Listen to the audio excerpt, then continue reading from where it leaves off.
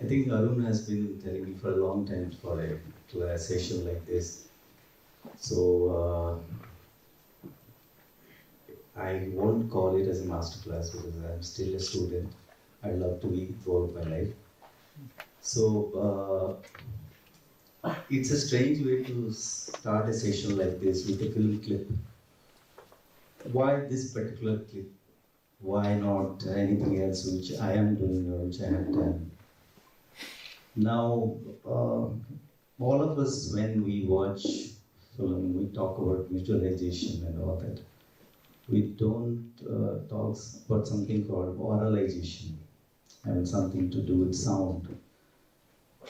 Whenever we go to a location or something, we just look at the landscape or the beauty of the place and all that.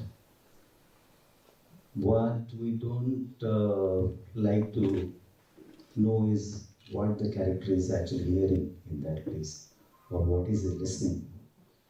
And because the way we write scripts is like we write down the traits of the character. The character is like this, he looks like this, he wears a hat, he does something like this. But then what are the kind of things that he hears? Is his house near a station, or is his house near a mill kind of thing, or is it near to airport, or is it water?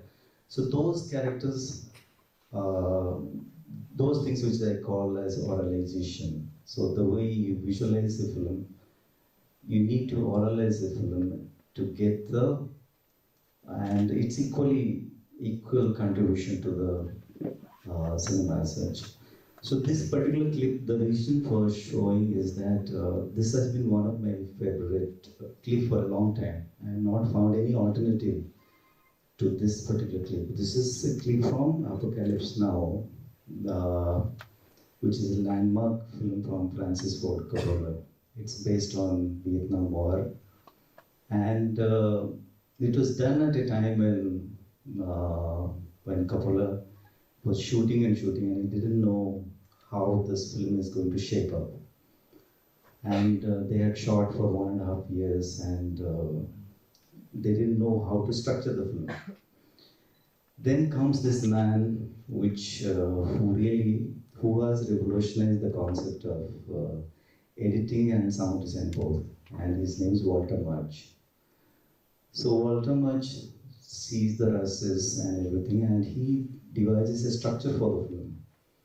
And this structure is, I find, this is the beginning of the film. I find this is a very unique way to begin a film, where somebody's thought about the structure of the sound and made the edit accordingly. Maybe possibly because he was himself the editor and was the man behind the sound also. So he could fabricate the sound in such a way that which merges with the visual so well.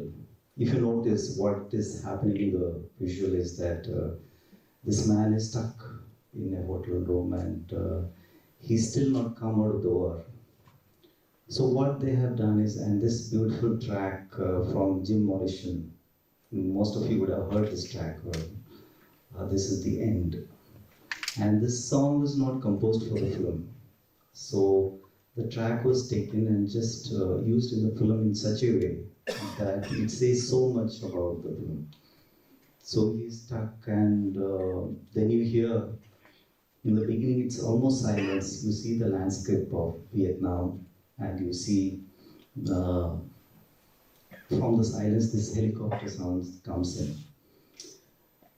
Why I'm telling you all these details? Because next time when you watch a movie, you can see all this craftsmen who are behind the screen. They're trying to tell a story in their own way, in each possible way. Be it a set designer, be it this thing. It's a collaborative art. It's not one person who is trying to this thing. It's one person's vision, but everybody is contributing in their own way to storytelling. So this particular scene is a beautiful way in which the storytelling can happen through sound. So if you notice, I mean, can I ask what all you noticed from this clip? I mean, anything specially found from this clip, or I find it special? Can somebody say something? The captain, who is actually stuck in the room, he's actually hearing the sound of the ceiling fan. So by hearing that sound, he is remembering his time in the war. So that was the first thought that came. That's a good point. And if you see in the beginning that the chopper sounds is almost put in the tempo of the music. It's almost like you don't know whether it is part of music or it's part of effects. It just comes in and then it just transforms, dissolves into the fan. The chopper sound slowly dissolves into the fan, and from the fan it comes to the reality of the chopper flying by. Means the war is still not over, and this thing, and if you listen to it very closely, what they have done is very wonderfully. They have put in the sounds of the jungle, the insects, the crickets, and all the small details into that room. So they have almost made a soundscape, combining all these things and making a beautiful palette. And that palette, every time I see this scene, I find something new, and that's something good about a great work. That every time you watch it, you think that, oh God, I missed this point. How come they thought about it? And imagine it was happening in 1960s, and the technology was not that great that time. It was rudimentary, and the sound effects library is not that hi-fi that we have today. We have everything in the machines that we can this thing. So Waterman himself was recording a library of stereo sounds, and you can hear each of them. And that was the film which was what do you say, which is this thing to the 5.1 setup that you have in a theater. Like for example, this theater has a 5.1 setup. So you have sound, speakers, left sound, right sound, and all that. So this film and this Watermans was a visionary who created that platform that you can have two sets of speakers in the back and which can give you an immersive effect. So I don't want to get into the technical side of it, but want you people to understand the mind behind all this putting together of sounds. And those were happening in analog times where painstakingly they would have put things together, dissolve one sound to another, the way the visual dissolve happens. A similar way they would have put it together to make it part of the storytelling. Anything else? Anybody else? Anything you observed which is interesting? I found this initial part slightly interesting. Like there was a blast which happened, and it didn't have any sound. Aye. There's no blast sound. Yeah. So those kind of few things which where you have to have a sound and where you don't need to have a sound, even if something happens, like a blast or something. So that was pretty interesting when I noticed it. Yeah, good. Thank you. So, yeah, so you notice correctly on the visual that there are major blasts happening, and those were not the time of big digital effects that we can create now. So you have constantly fire burning on the left-hand corner of the screen, and this thing. But correctly pointed, the blast sound could have been bigger. Why it is not there? Because he is taking a point of view. Of course, you guys will be knowing what is the point of view. We take a point of view shot, right? The camera, it is what is the mind of the character. You are just taking a shot in that way, which will emphasize what the character is going through. Similarly, they are taking the point of view with sound. Like you don't have to listen to the blast. The whole palette is of the song and everything is doing its job, and the song is almost going to a crescendo as the man is. It's almost he's almost on the verge of killing himself because the war can be so obsessive and it can be so detrimental that you feel like killing yourself. So that's why the way the voiceover has been treated. The man saying, "When I'm here, I want to be there. When I'm there, I want to be back here peacefully." So all these layerings are done particularly by a person or a group of people who want to help the narrative proceed. Imagine if you would have just introduced a character in this thing and that thing and put it in a linear fashion. Maybe that would not have that much impact because it is all stitched together so well, along with the visual. It just takes 5 minutes to get into the film to understand the character, what he is going through, and almost to go through his imaginary space. What is going in his mind is almost conveyed with visual and sound. So that's what I call oralization, and that's what we should look into while writing or while doing a scripting, instead of just getting to the traits of the character like this and that. So, for example, people would have seen Prasanna Vitali's film, which was screened yesterday, there was another film done by him called With You Without You. So that film had a love story between a single boy, single man, and a Tamilian girl, and this thing, and he was almost staying in an area which is a Tamil area, and he wanted to. And the whole film was supposed to be almost silent, without any music, with bits of music. So then it could be very boring, not boring, but it could be a challenge for a viewer to sit through or to understand this thing. So then what we thought was that, okay, let's do one thing. When he's looking from his tea estate and he's looking at the city which is nearby. So what he's looking at is, there is a temple nearby. So the temple, as the temple is nearby, the temple constantly has all these rituals and songs happening throughout the day.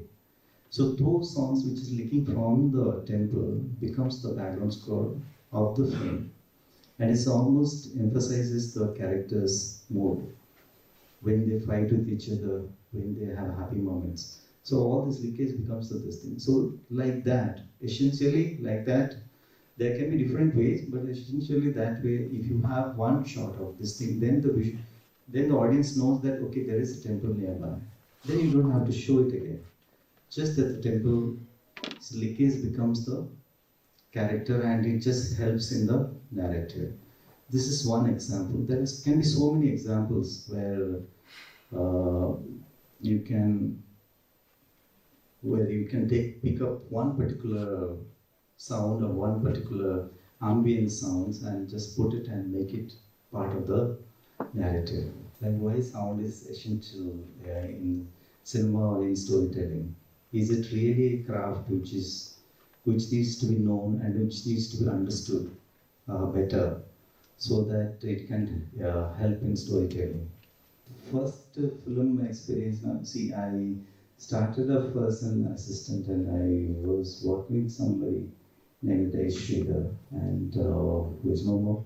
So I think initially the project that was started was a film called Lagan. I'm sure you would have heard about the film. So I was lucky enough to be part of a project like that, which was a sports-based film, but at the same time, which was bigger in canvas, and which had all this Amir Khan, of course, all this big people, and which is not a typical Bollywood film, and of course, which was a sing-song film. So those days, the sing-song was not that big thing. Right now, almost all the films that's happening in Bollywood is sing-song. So it was being done by somebody named Nakul Kante, and those are beautiful days. I mean, they spent a month trying to, and that film, the approach was that we tried to do a mono mix first. You must be understanding what is mono and what is stereo, and then Dolby Stereo, then Dolby Digital. Now we have Dolby Atmos.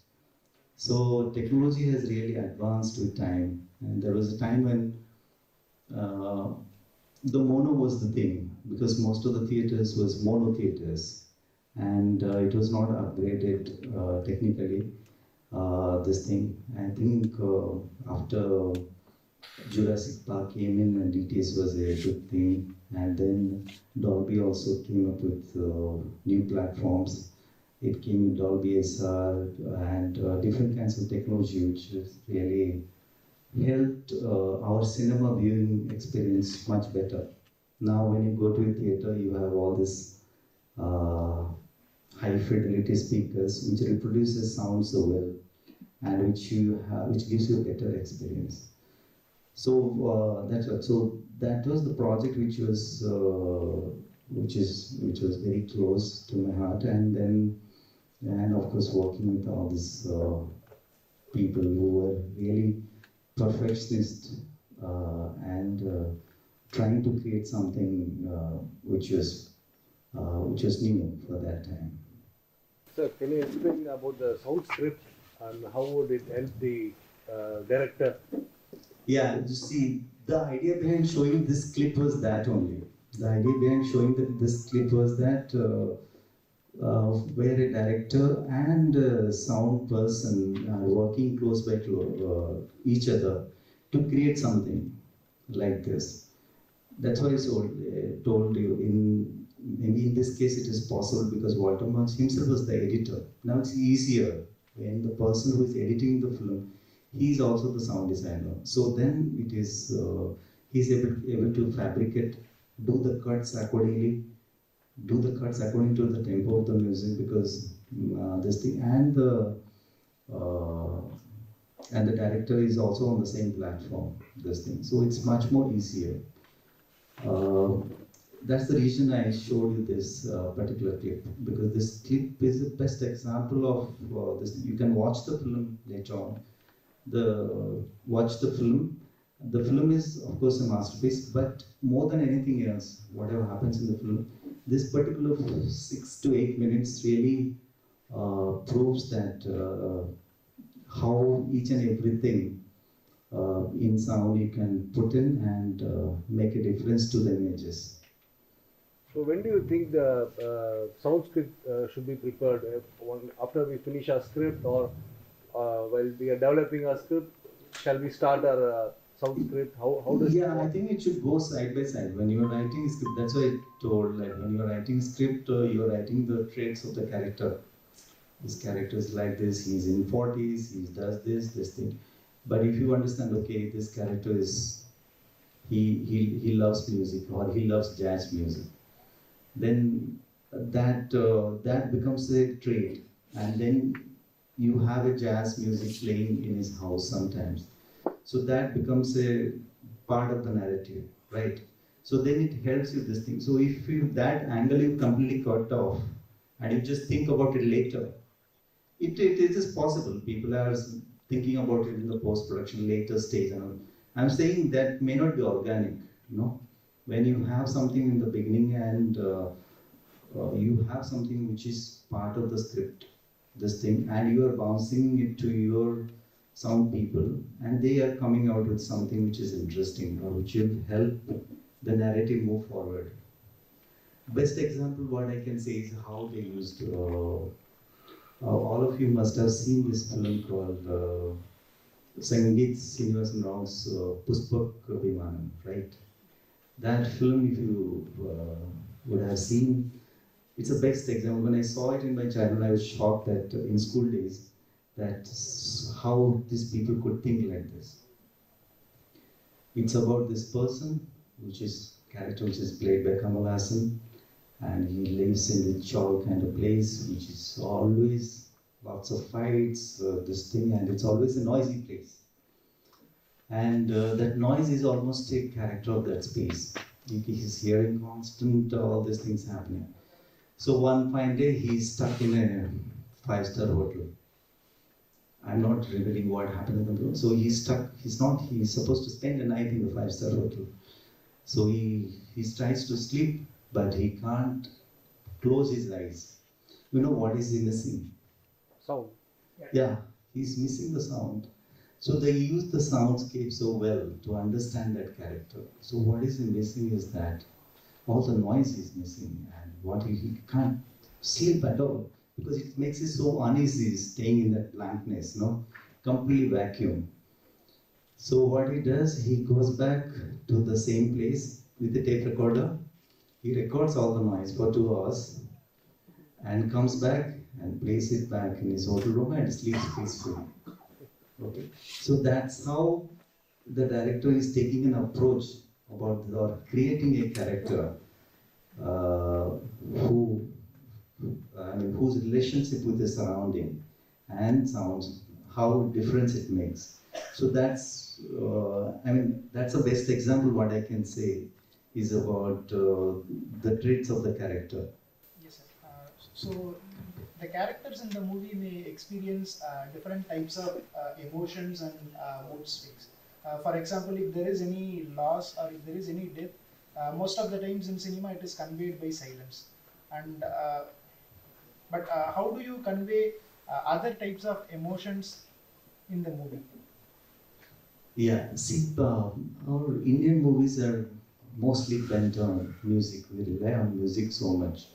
Somebody has cried, if somebody is crying, you will put a violin solo to make others also cry very badly. Like they have to shed 2-3 tears. Then only our film is successful. We think about all that. So it's nothing wrong because our films are completely. That's why we call all our films are musical, because we are completely bent on music and we try to squeeze the emotion out of this thing. And but when you are putting music, actually what you are trying to do is you are trying to guide the audience to think in certain way, right? When the character is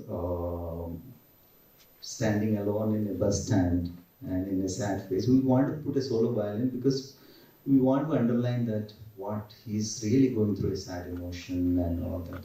It's almost holding the audience hand and telling them that you should feel this way. But there is alternative ways of storytelling where you really don't want to emphasize. You want to keep the emotions as it is and keep that and give the audience a chance to what do you call introspect or derive from the scene. Let them think, let them get the space as to. So music is almost like holding the hand and telling them you should feel in such a way. Like for example, when it's like when we are doing film like Tuparivalam, okay, it's okay. It's a film which is a commercial film and all that. It's about this killer. So I really like that scene because it was constructed in such. It was an afterthought, but you see this person who is dragging this dead body from the fridge. He's taking it and taking it to the bathroom and is trying to do something in the bathroom. And from the sounds, we come to know that he's trying to chop his body and do all that nasty thing.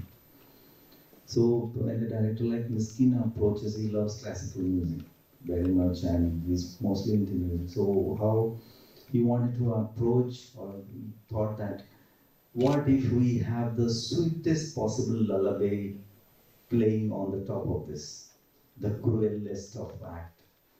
So then if you see that film closely, it is the person doing this thing and you can hear the grilling, chopping sound and all that, but on the top of that, a violin solo is playing, which is absolutely contradictory to this thing. But what it does, it is not mellowing this thing, actually it is making it very violent. It's making it more violent because you are constantly reminded of this sweet melody and this thing, and then along with the sounds of this thing, it makes it more violent. So this is the approach which the director is taking to enhance the cruelty of the person. So similarly, you can take. Sorry, what is your question? I completely forgot. I was going to something. Actually, asked how the emotions are conveyed. Oh yeah. So you're talking about the emotions, no? So this is the emotion. This was supposed to be the emotion, but just by layering a violin solo on the top of that cruel act, it becomes something else, so that the audience can decipher all this thing. The problem with filmmaking is most of the time we try to hold the audience hand and tell them that you should think in certain way or you should feel in certain way. We don't give space to ambiguities, no? The more we don't give space to those imperfections or those ambiguities, that they need to think about it and think from their mind instead of putting a source of music and making it this thing, making it what do you call, making it say that underline in with bold this thing that this is like this. We can treat it in such a way that we have emotions, but it is blank. For example, I don't know if you people have seen a film called Anayam Rasulam from Rajiv Ravi's film. It's a Malayalam film. It was a tribute to Romeo and Juliet. So that film, what happened was when Juliet is dead and this thing, and Romeo is coming and just played by Park Russell and this thing, and he's coming towards the end of the film, running, and he finds the dead body who has committed suicide, so she is no more. And he comes and he finds, and there is dead silence there. The best thing could have been to put a violin solo or something, or flute or something like that, and would have really made it emotional. But whatever music we were putting, or whatever sounds we were putting, it was just diverting the whole thing, and it's making this thing. So we took out everything. If you took out everything, there is almost 45 seconds of nothingness. So when you just listen to this in a flow and come to that nothingness, it just strikes you. Because after death, what is there? It's just that vacuum. And there is nothing you put. So that can be an approach also, I'm saying. It's not necessarily that you put in a music and create emotions and this thing. It's an approach where the writer says, I want audience to feel uneasy. Let them feel uneasy about it. So then you have 20 seconds of nothing playing. Now the projectionist may think that, oh, speakers have stopped working or something wrong with this thing. But that's the approach also. That can be an approach also. Yeah, anything else?